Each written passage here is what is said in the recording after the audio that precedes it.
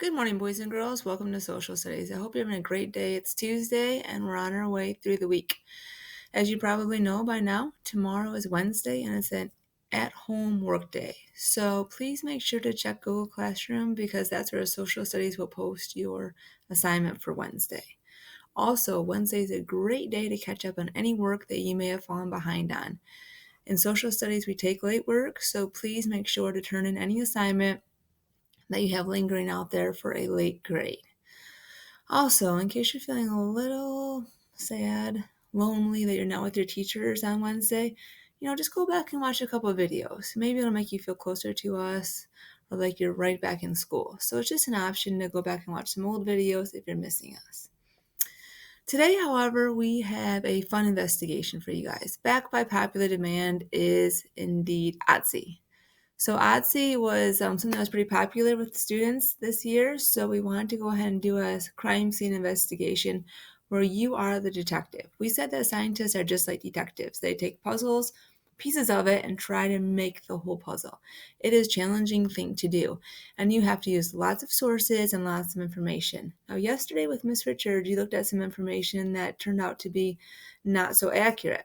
We're always making sure as scientists that we're checking our sources, we're checking our source for the actual information. So we have scientific information, which is things like carbon dating. A carbon date is a carbon date. That doesn't change. There's no disputing that. But what you want to be careful is how does the scientist take that information and interpret it? Is it the same way that everyone else does? Does he put it in a chart that makes it look different from what it actually is? How is the information interpreted? So that's another thing to be thinking about as a scientist, as an investigator. Where is this information coming from? Who's interpreting it? And is it scientific or is it opinion? So you're always taking that into account when you are investigating. But that's through everything, all subjects. Whenever you read, you want to know all of those things or watch. So this is the booklet. This is in Google Classroom, and you'll find a new folder for Otzi today in Google Classroom. And this assignment will be in there, this activity. So this is the front page, and then you'll scroll down to this page right here. And I'm going to make it a touch bigger for us so we can see it better. And it says Otzi CSI Investigation Response Chart. You are going to use this website to answer these questions. So first I want to show you this website, please. So you're going to click on it. And I want you to see this because you are not doing all of these things, okay? So there's only a couple of things you actually have to click on. The first thing is the introduction. And here's good old Otzi in his full garb. This is not a made-up idea of what he was wearing and what he had. Everything that he has on right here and that he's wearing is things that were found near him. They are the articles that he was using. Now, of course, they've had to recreate them, but they've recreated them using the same materials. When you see the pictures and you do your investigation, you're going to see that they've had like little teeny tiny pieces like this of his pants. And literally like pieces of a puzzle, they put that all together. And okay, this is how he wore his pants. He had a belt. He didn't have buttons. They tried to figure all of these things out to be as accurate as possible. Some people think this is not a cape, but a mat, and you'll read about that. So that's a little bit debated. In this picture, he's using it as a cape. And then we have his boots, and then you saw in the one video how he was carrying fire, perhaps, and these little canisters, his axe. So all of this stuff is recreated as they found it, and they were able to analyze what it was made out of and how he put it together, and the hat as well. And they'll talk about that in the different readings that you'll do. So it says, congratulations, you have been chosen to be on an investigative team to look into the death of the oldest preserved human ever found. You are on a team of scientists, archaeologists, and researchers studying the death of Otzi the Iceman. This 5,300-year-old perfectly preserved corpse was discovered in 1991 by two European hikers in the Northern Alps near the Australian and Italian borders. And we're going to click on this map to take a visual look. They get more specific later on in your activity about this location, but for right now we can notice that this is Italy. Germany, Austria, Switzerland. So we get the general vicinity of where we are. And then there's a little valley right there, and there is Otzi the Iceman's discovery. So back to our reading. You can double check that. You can take a much closer look when you are doing this yourself. Please take the time to look at the key. Please take the time to investigate. I won't hold you up now, but those are good things to look at. Your job is to study alongside them to determine how Otzi died. Be careful. There are numerous theories surrounding this mystery. You are going to answer some questions about the life of Otzi, as well as investigate these different theories as to how he died. At the end of your research, you and your group of experts will come to a single conclusion on what you think caused his death. So we're going to work on that by filling in a worksheet so you can organize your thoughts and gather the information. So it does say group. Depending on what your crew teacher is comfortable with, I am fine with you working in pairs or small groups.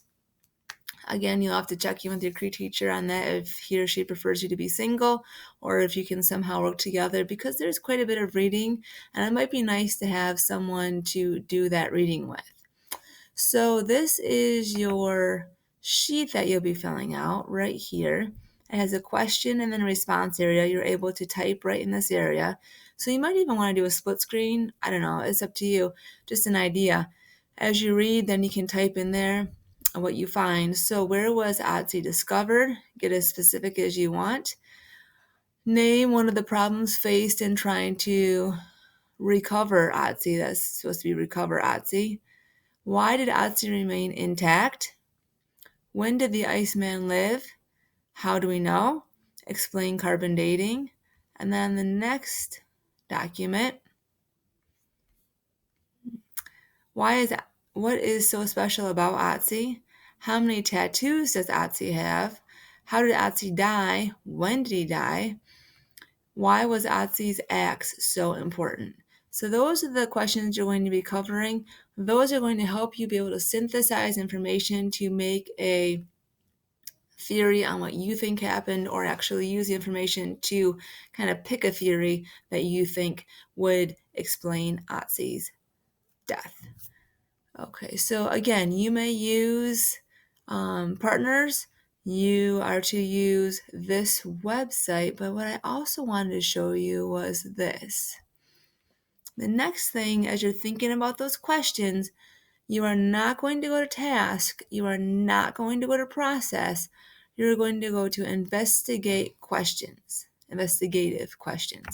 If you click there, and that ties to the questions I just read to you, look here. They're giving you a zoned in link to go and look. So link number 1 goes with where was Otzi discovered. Okay, so if you look here, you click on that link, this is the discovery. So this information is going to be all about just that question. Okay. So it's really kind of honed in. And then if you go back to the question, the next question, name one of the problems faced in trying to recover Otzi. You're going to click on that. And that hones it in for you exactly where to look. Circumstances, attempts in recovery. So you're going to see that right there, and you are in the right spot. Something else I want to show you is that not every single question has a direct link, but don't worry, because in that very first link, you can see that if you click and hover over Otzi the Iceman, you can go to numerous different locations in this website and pick up what you might need. So if there's a question that doesn't have an exact link, don't worry. Just come to Otzi the Iceman, hover over that, and then go to where you need to go. Copper Age, for example, and that will take you right to information about the Copper Age. Okay, so I think we're doing pretty well. Let's see here. Okay, so now you've seen the website and you've seen the questions that you're supposed to be answering right here. I just want to recap. In Google Classroom, you will find this document. You are to click on the word here, access this, well, it's actually, no? Well, that gets you to all that. So you're going to, when you click on that right here, it gets you to this website. And then from there, you will look at the introduction, which shows you the map, and you can go through all of that. You're skipping task, you're skipping process, and then you go to investigating questions, and that is right here. That links you to some ideas of some answers. And then if you still can't find it, it's no trouble.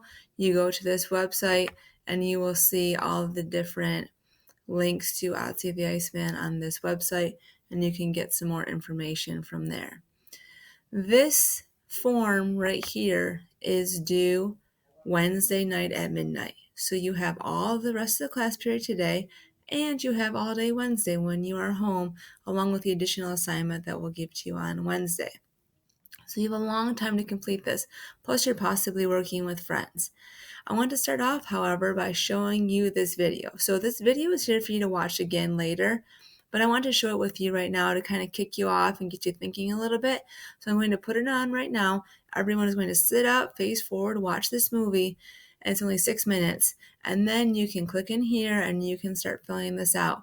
Again, this is in your document, so you can watch it again later if you choose to. But I think to start off with today as a group, we will watch this together. So I'm going to go ahead and push that. Of course, X myself out. Final reminder, I'm just going to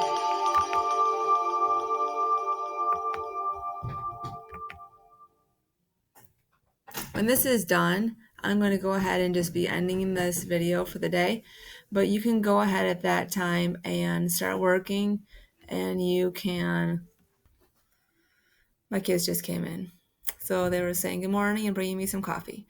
Anyways, I want to remind you that after this, I'm not going to come back on the screen. You guys have to turn in that document that is posted today in Classroom by Wednesday night at midnight.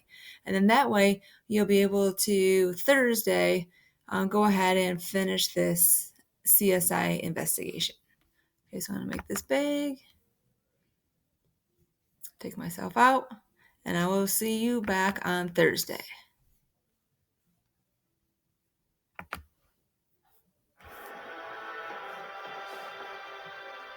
Prehistoric people had no cities, central governments, or systems of writing. This makes it especially difficult for us to learn about how they lived. Without written records, scientists must depend on other evidence to learn about the prehistoric past. Usually they work with artifacts like tools and pottery. But in 1991, they got a lucky break. Hikers in the Alps stumbled on the body of a man, mummified and frozen, melting out of the ice. But this wasn't the body of one of the hikers who go missing every year in this alpine region. This was a man who had died more than 5,000 years ago. He's the oldest human mummy ever found, a man 5,300 years old. Scientists call him Otzi, or the Iceman. An arrowhead lodged in the Iceman's back suggested that he was murdered. Otzi was an immediate archaeological sensation. Research teams eagerly studied both the mummy and his incredibly well-preserved gear. Next check now. A copper axe, an unstrung bow with a quiver of arrows, a flint knife, leather shoes, a woven grass cloak, and goatskin leggings. Could these remains tell them who he was, how he lived, and why he died up here in the mountains? Many researchers thought that Otzi must have been an alpine shepherd, leading goats and sheep to high-altitude pastures in the summer. Shepherds today still herd livestock along the same path where Otzi was found. If Otzi was a shepherd, perhaps he was murdered for his sheep. Anthropologists Hans Platzgummer and Sylvia Reinhard and archaeologist Anna Pedrotti decided to test this theory. They started by making an exact duplicate of Otzi's clothes.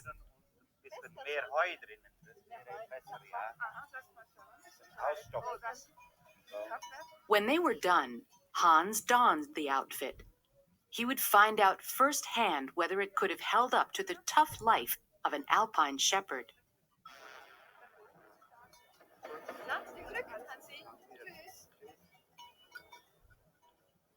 As Hans set off up the mountain on foot, Sylvia and Anna took an easier route by helicopter.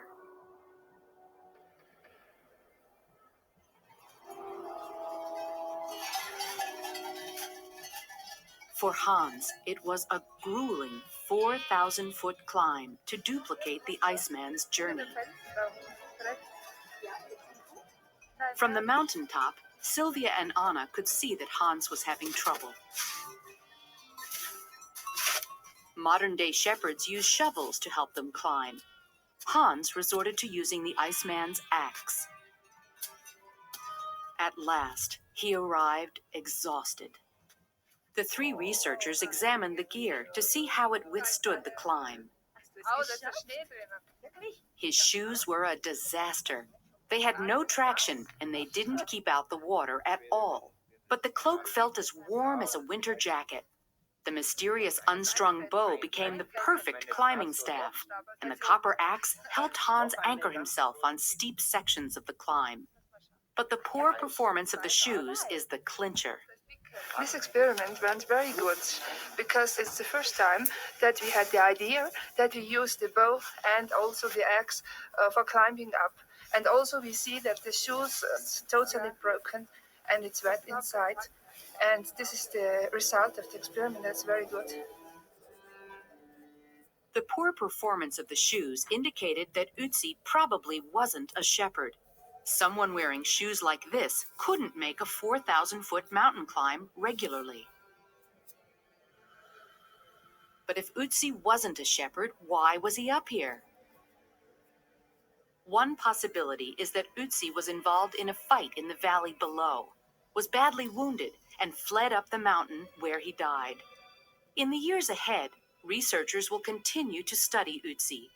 They are confident that in time, the Iceman will reveal the story of his life and death.